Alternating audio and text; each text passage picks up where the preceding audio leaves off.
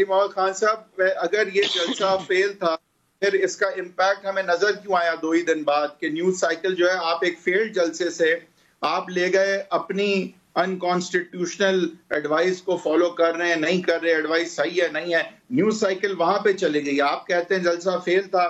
اگر ایک فیلڈ جلسہ تھا تو ہفتے تک تو یہی خبر چلنے دیتے آپ، لیکن آپ نے ریاکٹ کیا اور پہلے کر دیے، سینٹ الیکشنز کا اعلان کر دیا اس قسم کا، جس سے تاثر یہی ملا کہ جلسہ فیل نہیں تھا، جلسے کا امپیکٹ ہوا، آپ نے ریاکٹ کیا. عادل صاحب دیکھیں، آپ خود میرے خیال میں آپ وکیل ہیں، پریکٹسنگ لائر شاید ہیں آپ. جی جب آپ عدالت میں ہوتے ہیں، آپ کا مخالف وکیل جب کوئی ایک نیریٹو کھڑا کرتا ہے، ایک آرگومنٹ بلڈ کرتا ہے، تو آپ اس کو اسی آرگومنٹ کا ترکی بترکی جواب دیتے ہیں قانون کی نظیروں کی بنیاد پہ. PhD پیش کرتے ہیں، CMR وغیرہ پیش کرتے ہیں. اب یہاں پہ ایک بات تو کلیئر ہے نا، سیاست ہو رہی ہے، یہ سیاست کر رہے ہیں، سیاست کا جواب سیاست سے ہی ہوگا نا. اب اگر یہ کوئی قوم کی خدمت میں نکلے ہوتے ہیں تو کیا آپ مجھے یہ بتائیں، کبھی کوئی لیڈر ہمیشہ قوم کو بچوں کی نظر سے دیکھتا ہے؟ کبھی کوئی اپنے بچوں کی زندگی خطرے میں ڈال سکتا ہے اپنی مقاصد کے لیے؟ یا تو کوئی آپ پاکستان آزاد کرنے نکلے ہوں، جس طرح بھی بات ہوئی، جاوید صاحب نے بھی بات کی ہے، بڑا مجھے عجیب سا لگا کہ 1940 کی قرارداد اور اس قرارداد لاہور کی گیدرنگ کو اس سے آپ جو ہے وہ کمپیئر کر رہے ہیں.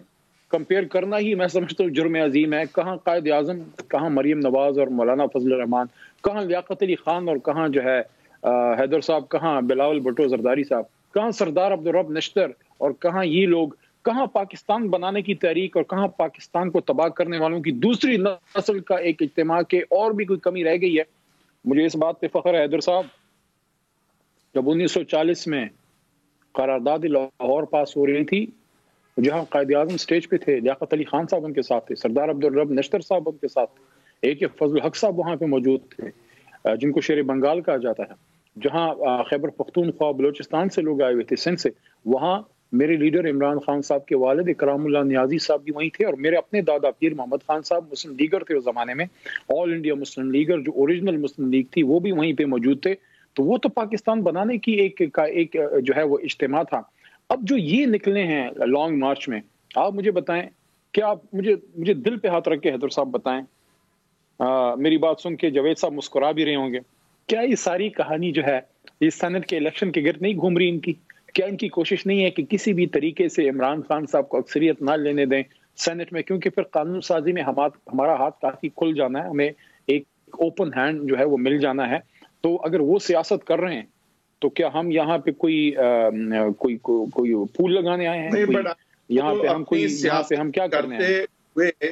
آپ اپنی سیاست کرتے ہوئے آپ نے ان کے جلسے کی کامیابی کو ریاکٹ کرتے ہوئے 1 ماہ سینٹ الیکشنز کو قبل از وقت پہلے کیوں کروایا؟ پھر حیدر صاحب اگر آپ اپنی سیاست تو ٹھیک ہے آپ کا کر رہے ہیں، لیکن سینٹ کے الیکشنز کی ڈیٹ جب آپ سیاست پر مبنی چینج کرتے ہیں تو پھر اس میں بدنیتی کا عنصر بھی آتا ہے کہ پولیٹیکل ایڈوانٹیج کے لیے آپ سینٹ کے الیکشن کی ڈیٹ کو کیسے چینج کر سکتے ہیں؟ آپ کو قانون میں اختیار ہے آپ کو 30 دن پہلے الیکشن کمیشن کو، بلکہ آپ کو نہیں، کہ وہ الیکشن کمیشن 30 دن پہلے کرا سکتا ہے انتخابات، بٹ اس کی وجہ یہ تو نہیں ہو سکتی کہ آپ کی پولیٹیکل ایکسپیڈینسی اور PDM کے جلسوں کو فیل کرانا ہو، ان کے دھرنے کو فیل کرانا ہو، سردیوں میں ہی الیکشن کرانے ہو تاکہ دھرنا نہ ہو سکے افیکٹو. یہ وجوہات تو نہیں ہو سکتی ECP کی. حیدر صاحب آپ نے 2 دفعہ کہا کہ کامیاب جلسے کی ریئیکشن میں ہم یہ کر رہے ہیں. ویسے تو آپ سیاستدان نہیں ہیں، آپ جرنلسٹ ہیں اور وکیل ہیں، لیکن میں بھی ایک وکیل ہوں اور پھر میں سیاست میں آیا. تو کبھی آپ اگر سیاست میں آئیں تو میری آپ کو ابھی سے ایک دعا ہے حیدر بھائی. وہ دعا پتہ ہے کیا ہے؟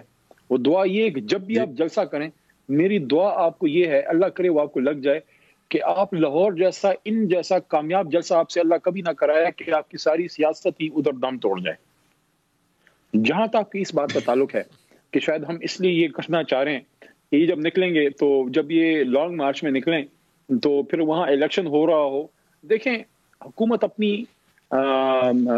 اپنی جو پولیٹیکل سچویشن ہے اس کے مطابق جو ہے حکومت کچھ فیصلے کرتی ہے. حکومت کا ایک اختیار ہے کہ وہ ایک پالیسی ڈائریکشن دے، باقی فیصلہ جو ہے وہ الیکشن کمیشن آف پاکستان کا ہے.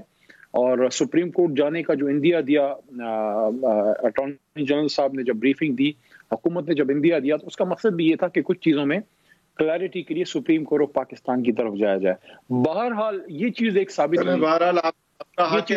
ہوئی کہ اپوزیشن نے جو کیا سیاست کی عوام کے مفاد کے لیے نہیں نکلے, اپنی سیاست کے لیے نکلے اور اپنی سیاست کے لیے عوام کی زندگیاں جو ہیں وہ خطرے میں ڈالی.